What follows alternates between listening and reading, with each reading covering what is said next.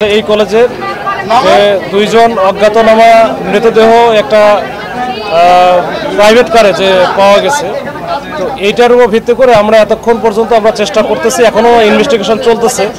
তো এর মধ্যে যেটা আমরা এখন পাইছি যে এই যে প্রাইভেট কারটা যেটা ছিল এইটার সূত্র ধরে আমরা প্রথমে আগাই এবং এইটার যে ঠিকানাটা পাই এইটা এখানকার মালিককে আমরা শনাক্ত করতে পারি। মালিকের নাম হচ্ছে সৌরভ, তার বাড়ি হচ্ছে নোয়াখালীর চাটখিলে।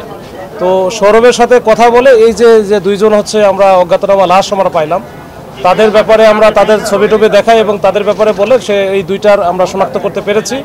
এই দুইজনের মধ্যে একজন হচ্ছেন এই প্রাইভেট কারের ড্রাইভার, নাম হচ্ছে জাকির, ওই তার বাড়িও ওই নোয়াখালীর চাটখিলে। আর সাথে যেটা ছিল সেটাও জাকিরের মানে চাচাতো ভাই বা কাছের কেউ একই প্রতিবেশী হবে, তার নাম হচ্ছে মিজান। তো এই দুইজনের বয়স কাছাকাছি, 40-এর হয়তো বা আগে পরে হবে, 40-42 বছরের কাছাকাছি এদের বয়স। তো এই দুইজন মূলত গতকালকে আমরা সিসি ক্যামেরা যেটা দেখেছি এবং যেটা মালিকের সাথে কথা বললাম, মালিক নিজেও আসছিল গতকালকে মানে 10 তারিখে ভোর 5:32 তারা প্রথমে এখানে আসে একেবারে রিসিপশনে। আসার পরে গাড়ি নিয়ে ড্রাইভার চলে যায় বেসমেন্টে পার্কিংয়ের জন্য, আর দুইজন এখানে থাকে, একটা হচ্ছে মালিক সৌরভ, তার সাথে মিজান। দুইজন রিসেপশনে কথা বলে মিজান চলে যায় গাড়ির কাছে, মানে যেটা পার্কিংয়ের ওখানে, আর সৌরভ এখান থেকে বিদায় নাই। তো সৌরভের সাথে আমরা কথা বলে যেটা জানছি যে সে আসলে আসছিল অন্য একটা কাজে। এরা দুইজন যেহেতু এখানে যে পেশেন্ট আছে পেশেন্টকে নিয়ে যাবে, ওই পেশেন্টের সাথে পেশেন্টের লোকজনের সাথে মানে কথা হয়েছে। এখানে জোবাইর নামে একজন বাচ্চা আছে, তার একটা মানে অপারেশন হয়েছে। তো গতকালকে তার হচ্ছে রিলিজ দেওয়ার কথা, কিন্তু পরবর্তীতে রিলিজ দেয় নাই। তো ভোরে যেহেতু আসে, আমার মনে হয় ওই সময় এরা যোগাযোগ করতে পারে নাই, হয়তো ওদের সাথে ট্রাই করছে। তো পরবর্তীতে ওরা চিন্তা করছে হয়তো বা একটু রেস্ট নিয়ে 9টা-10টার দিকে তারা হয়তো বা এখানে কথা বলবে পেশেন্টের যারা সাথে আছে। কিন্তু পরবর্তীতে তো এরপরে থাকা তো ওদেরও কোনো খোঁজখবর পাচ্ছে না। নিচে যেহেতু একটু নেটওয়ার্কের ঝামেলা আছে, মালিকও ট্রাই করছে, কয়েকবার ট্রাই করছে, কিন্তু তাদের সাথে যোগাযোগ করতে পারে নাই। তো এরা মনে করছে হয়তো আছে আশেপাশে, হয়তো বা যদি ওই এই দিন এরা আবার বলে দিছে যারা এই যে পেশেন্ট ভর্তি ছিল এখানে, জুবাইরের বাবা এবং মা, তারা আবার বলে দিছে আজকে যেহেতু ডাক্তার ছাড়তেছে না, রিলিজ দেয় না, এই জন্য আজকে আমরা যাবো না, আপনারা যদি কেউ এসে থাকে সেই জন্য চলে যায়। তো এই জন্য এই মাঝখানে এই অবস্থা হয়েছে আর কি।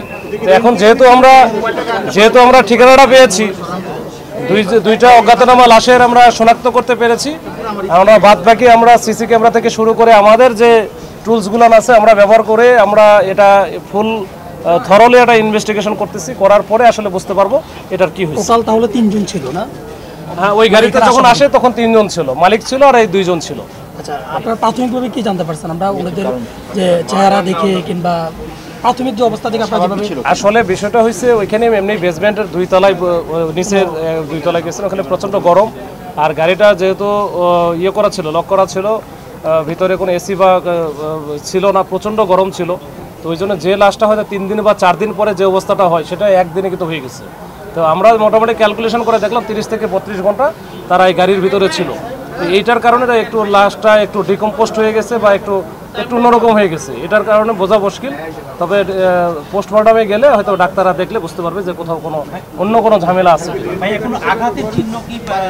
এটা এখন পর্যন্ত আমরা খালি চোখে এটা দেখা সম্ভব না, দেখা যায় না, আমরা বুঝিও নাই। এটা আসলে যখন এই যে পোস্টমর্টমে যাবে তখন হয়তো ডাক্তার দেখলে বুঝতে পারবে। ঠিক আছে, এটা পরে আমরা বলতে। এখানে সিআইডি টিম আসছিল, তারা এটা ডিটেলস হচ্ছে আলামত যা নেওয়ার দরকার, যেটা দেখার কথা তারা এটা নিয়ে গেছে। তাদের কাছ থেকেও আমরা একটা মতামত পাবো।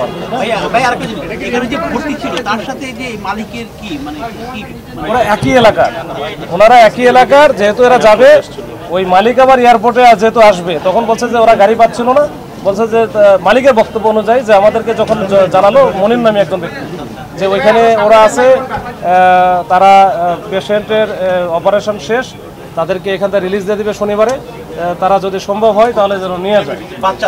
হ্যাঁ, বাচ্চা। তো তখন এইটার জন্য আসে, অন্য কিছু না। এত সময় হলো, গতকাল সকালে আসলো, সারাদিন গেল, মালিক কি এখন পর্যন্ত গাড়ি খোঁজার জন্য না, ওরা মালিক যেটা বলতেছে যে সে হচ্ছে ফোনে ট্রাই করতেছিল, ওই যে ওখানে যে জাকির আর মিজান ছিল, ফোনই পাচ্ছিল না। তো ফোনই পাচ্ছিল না, এরা চিন্তা করতেছে যে এরা মানে একটু উদ্বিগ্ন তো ছিলই। আমরা যখন ফোন দিছি তখনও তো বলছে যে আসলে ও মানে ওরা কিন্তু আসলে কাল থেকে নাই, আমি পাচ্ছি না। তো তখনই তো আমাদের কাছ থেকে যখন আমরা যখন বললাম আমাদের বিষয়গুলো, তো সেও এটা বললো, বলার পরে আমাদের ইকুয়েশনটা মিলে গেল। প্রাথমিকভাবে উনি তো লোকেশনটা জানে, উনি এখানে আসতে পারতো না, রাতেও তো পাই নাই, তখন তো উনি এখানে আসতে পারতো। এগুলোর বিষয়ে আমরা এটা তদন্তে আমরা নিয়ে আসবো। যদি আমরা দেখি আরো যদি এরকম অস্বাভাবিক কিছু থাকে তো এটা তো অবশ্যই আসবে।